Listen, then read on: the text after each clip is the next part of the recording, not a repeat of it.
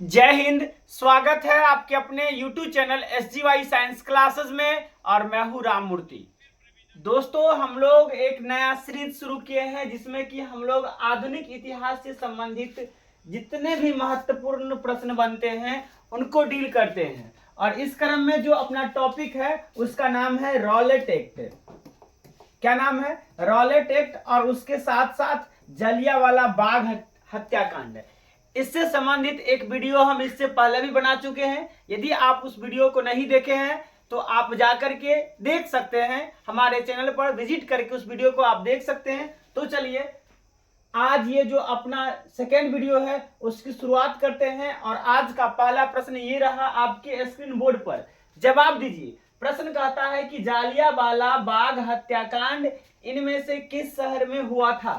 क्या वो बठिंडा में हुआ था, जालंधर में हुआ था, अमृतसर में हुआ था या पटियाला में हुआ था? बताइए, जवाब दीजिए। जलियांवाला बाग हत्याकांड कहां हुआ था?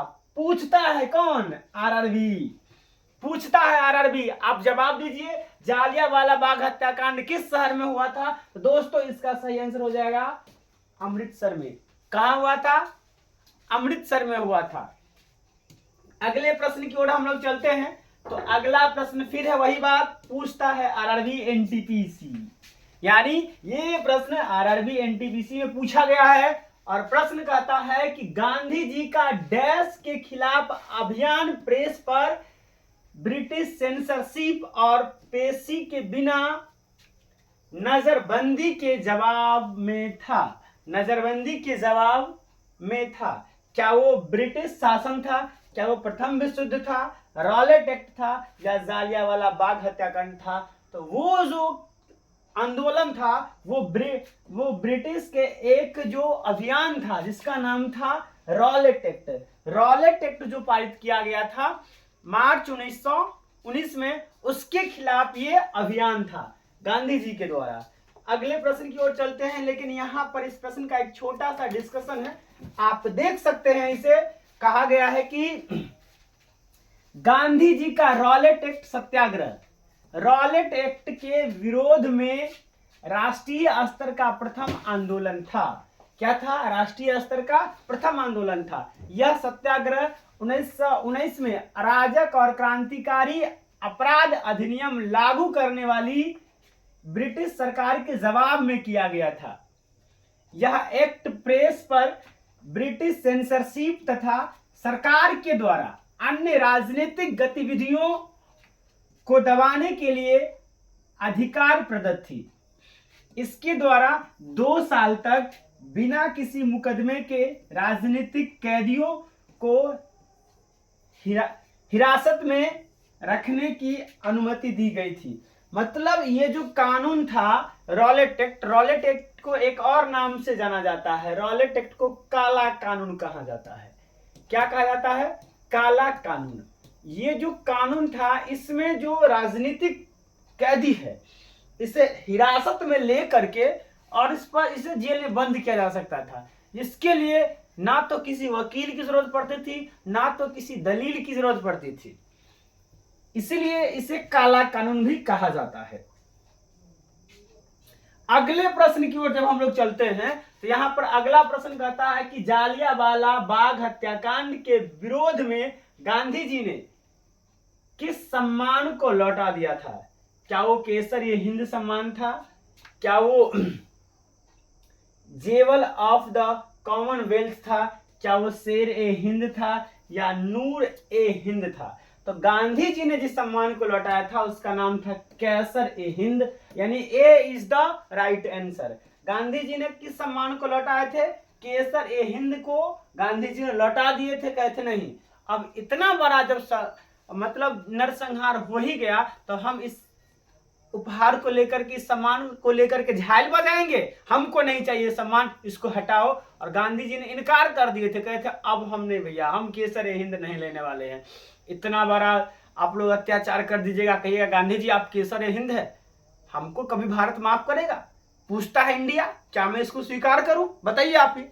देखिए यहां पर दिया गया है, कहता है कि जलियांवाला बाग हत्याकांड के विरोध में गांधी जी ने केसर-ए-हिंद की उपाधि, रविन्द्रनाथ टैगोर ने सर की उपाधि वापस लौटा दी थी। गांधी जी केसर ए हिंद की उपाधि लौटाए थे और रविंद्रनाथ टैगोर जी किसका उपाधि लौटाए थे? सर की उपाधि लौटा दिए थे। इस हत्याकांड में हंसराज नामक भारतीय ने जनरल डायर का सहयोग किया था। और देखिए, वो कहावत है, घर फूटे तब गंवार लूटे। भारतीयों की हत्या कराने में और कोई नहीं बल्कि एक भारतीय का ही हाथ था, और उस ससुरा था कौन? यही था नमक हराम। कौन? राजहंस। कौन था? राजहंस। इसी के सहयोग से जनरल डायर ने हजारों भारतीयों का कत्ल कर दिया था। अगले प्रश्न की ओर हम लोग चलते हैं। तो अगला प्रश्न कहता है कि रविंद्रनाथ टैगोर ने डैश की वजह से अपनी नाइटहुड उपाधि वापस लौटा दी थी। रविंद्रनाथ टैगोर ने डैश की वजह से अपनी नाइटहुड की उपाधि लौटा दी थी। क्या वो जालियांवाला बाग नरसंहार था? क्या वो काकोरी कांड था? क्या वो चौरी चौरा कांड था? क्या वो भगत सिंह की फांसी था? बताइए क्या होगा इसका सही जवाब? पूछता है आरआरबी एनटीपीसी। बताइए क्या होगा इसका सही जवाब? तो बच्चों इसका सही आंसर होने वाला है जालियांवाला बाग नरसंहार। जालियांवाला बाग नरसंहार से क्रुपित होकर के रविंद्रनाथ टैगोर जी ने नाइटहुड और सर की उपाधि भी और नाइटहुड की उपाधि भी लौटा दिए थे। यहां आप देख सकते हैं, नोबेल पुरस्कार विजेता बंगला लेखक और कवि रविंद्रनाथ टैगोर को ब्रिटिश सरकार ने नाइटहुड यानी सर की उपाधि से नवाजा था। यानी रविंद्रनाथ टैगोर को नाइटहुड यानी सर की उपाधि से ब्रिटिश ने नवाजा था। लेकिन क्या हुआ?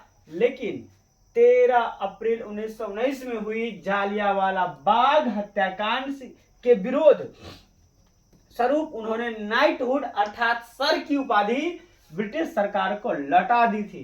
कहा था नहीं चाहिए हमें ये, जब आप इतने बड़े नरसंहार कांड करेंगे तो हमें ये सब नहीं चाहिए, ले जाइए अपने पास रखिए।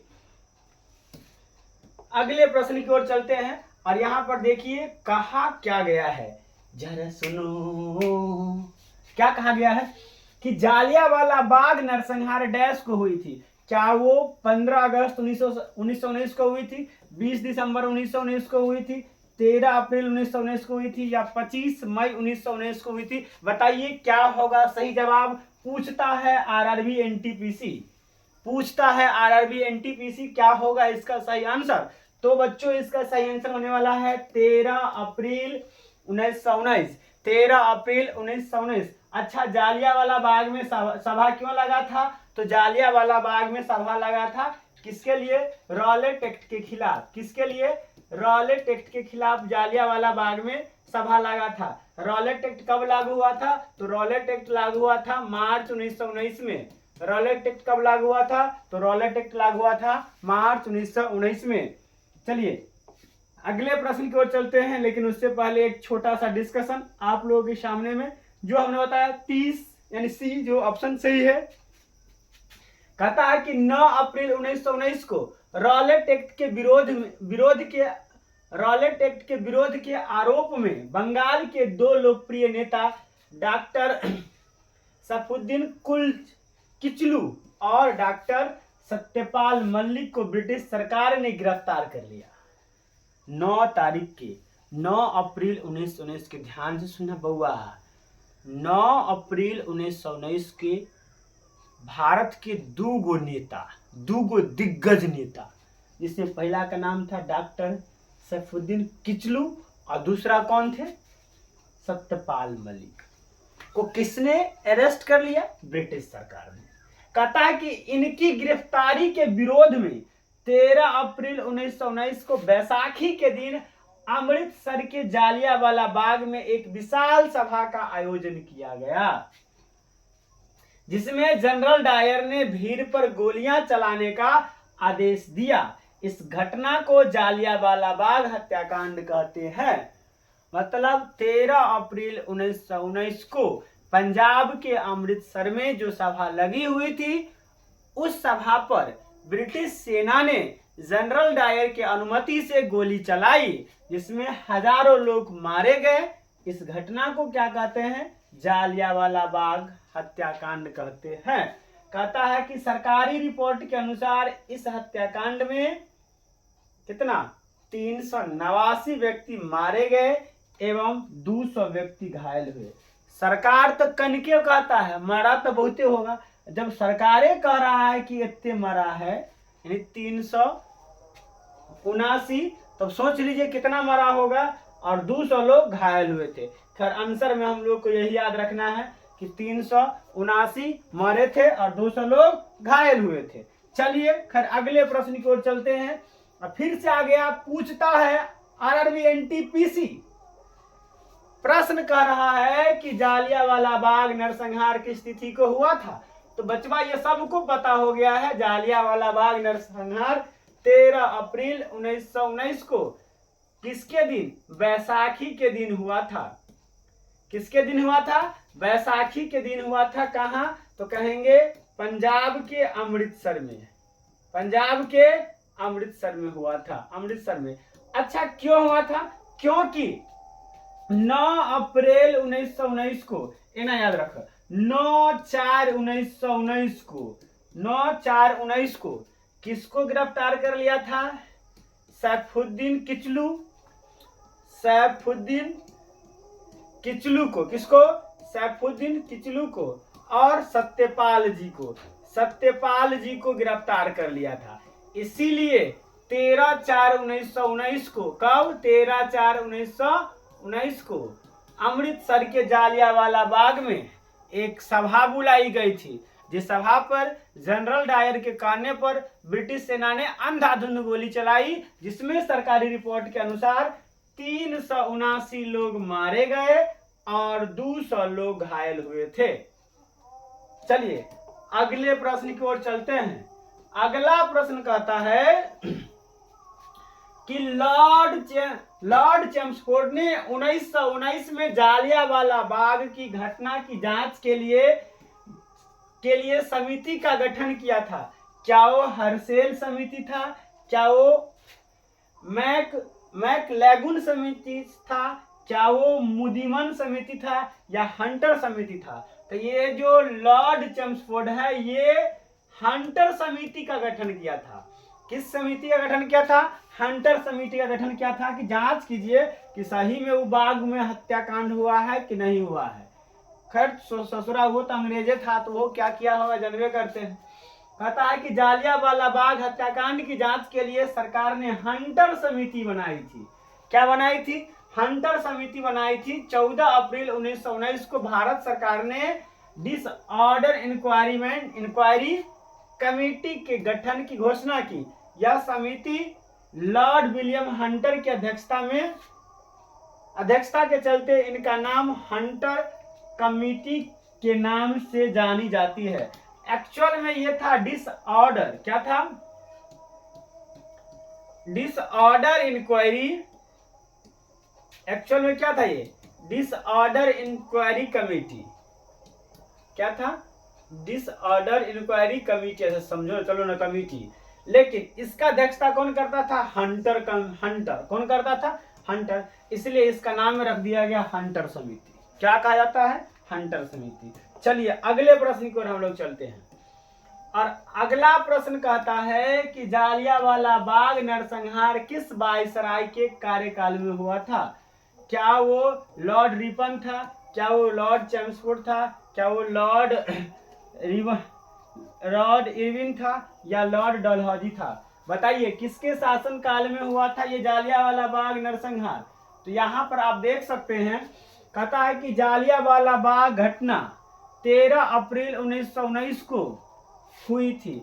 इस समय भारत का वायसराय लॉर्ड चेम्सफोर्ड था। कौन था, लॉर्ड चेम्सफोर्ड। तब ने लॉर्ड चेम्सफोर्ड हंटर कमेटी का गठन किया था, हंटर समिति का गठन ये ना लॉर्ड चेम्सफोर्ड किया था, बकलोल फोर्ड ना।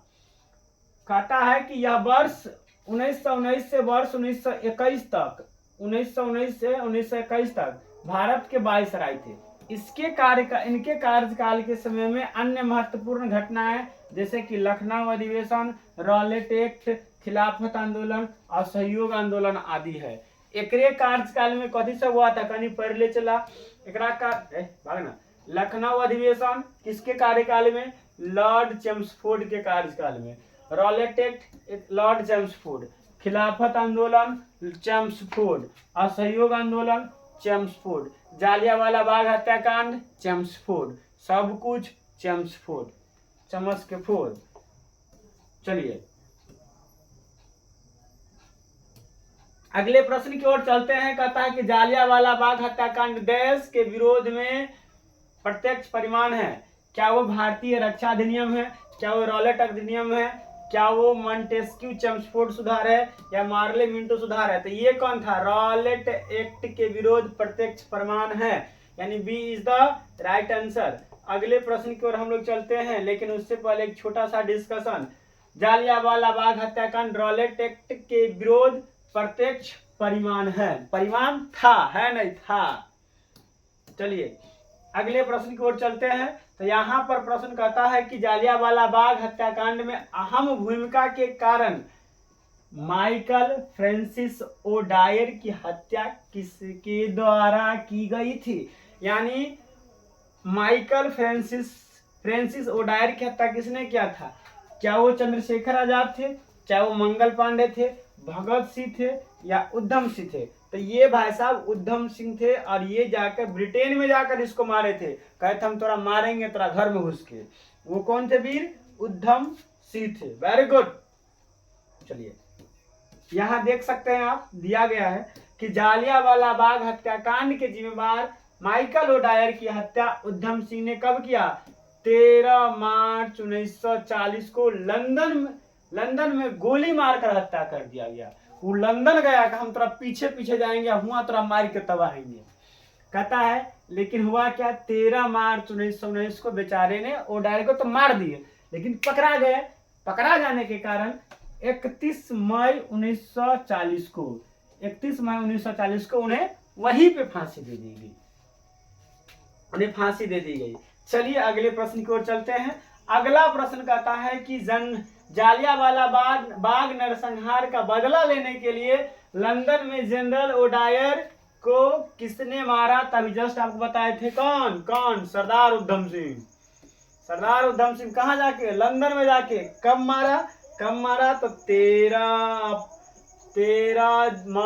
मार्च 1940 में। 13 मार्च 1940 में लंदन गया, कहा जय श्री राम, ठाई उड़ गया। तो इसका सही आंसर क्या हो जाएगा, उधम सिंह, बी। चलिए अगले प्रश्न की ओर चलते हैं। और अगला प्रश्न कहता है कि जालियांवाला बाग नरसंहार किस वर्ष घटित हुआ था। भैया तक हम यही तो पढ़ ही रहे हैं। जालियांवाला बाग कहिया हुआ, 1919 में। कहिया हुआ, 1919 में। और देखिए हम अपना आंसर नहीं दिए हैं, ये पूछता है आरआरबी। देखिए पूछता है आरआरबी ग्रुप डी 19/9/2018, पूछता है आरआरबी एनटीपीसी 18/1/2017। की करे, पूछता दिए। चलिए अगला प्रश्न जी कहता है कि जालियांवाला बाग हत्याकांड का आदेश किसने दिया था। क्या वो कर्नल रेजिनाल्ड डायर थे, माइकल ओडायर थे, H अस्क्विथ थे, या विंस्टन चर्चिल थे। कौन थे। और ये कहता है, पूछता है आरआरबी एनटीपीसी। तो आप यहाँ देख सकते हैं, बहुत इंपॉर्टेंट, बहुत जटिल प्रश्न भाई साहब। जालियांवाला बाग हत्याकांड का आदेश ब्रिगेडियर जनरल रेजिनाल्ड डायर ने दिया था। इस घटना के समय माइकल ओडायर पंजाब के उप राज्यपाल थे। माइकल ओडायर की थे, पंजाब के उप राज्यपाल थे। इस हत्या के लिए सीधे गोली चलाने का आदेश रेजिनाल्ड डायर ने दिया था। किसने दिया था, रेजिनाल्ड डायर ने। जनरल डायर तो उनसे कुछ आगे थे ना। तो इसका जो सही आंसर होने वाला है वो ब्रिगेडियर रेजिनाल्ड डायर। ससुरा तू धरा जाता तो थोड़ा चटनी बना बना के लोगों में बांटते। ए इज द सही आंसर, मतलब ए इज द राइट आंसर, सही आंसर है। बात बराबर होता है। चलिए कहता है कि किस त्योहार के दिन जालियांवाला बाग हत्याकांड हुआ था। क्या वो बैसाखी के दिन था, गुरु नानक जयंती था, दिवाली था, या होली था। तो भाई साहब बैसाखी का मेला लगा हुआ था। उसी दिन लोग कहा था कि चलिए मेला के बहाने सभा भी हो जाएगा, लेकिन क्या पता था कि आस्तीन का सांप एगो अपना भारतीय के है जो बता देगा कि अरे उसे हुआ है ना। चलिए, तो ए हो जाता है इसका राइट आंसर। यहाँ आप देख सकते हैं लिखा गया है जालियांवाला बाग हत्याकांड भारत के पंजाब प्रांत के अमृतसर में स्वर्ण मंदिर के निकट, किस मंदिर के निकट? स्वर्ण मंदिर के निकट जालियांवाला बाग में 13 अप्रैल 1919 में बैसाखी के दिन, किसके दिन? बैसाखी के दिन हुआ था। चलिए अगले प्रश्न की ओर चलते हैं, लेकिन दोस्तों प्रश्न हो गया खत्म। तो चलिए आप बताइएगा कैसा लगा हमारा ये वीडियो। अगर अच्छा लगा है तो ईमानदारी से एगो लाइक दे दीजिएगा। साथ ही साथ यदि हमारा चैनल पर आप नए हैं तो इसे सब्सक्राइब करके बगल में पड़ल एगो घंटी होगा ओका टनटना दीजिएगा, और इच्छा हो तो दोस्त को भेज दीजिएगा कि सुन SGY साइंस क्लासेज एगो यूट्यूब चैनल है जय पर मॉडर्न हिस्ट्री कंप्लीट डिस्कशन कल जाए चल पर। तो चलिए मिलते हैं शेष नेक्स्ट वीडियो में। आज के लिए इतना ही। जय हिंद, जय भारत।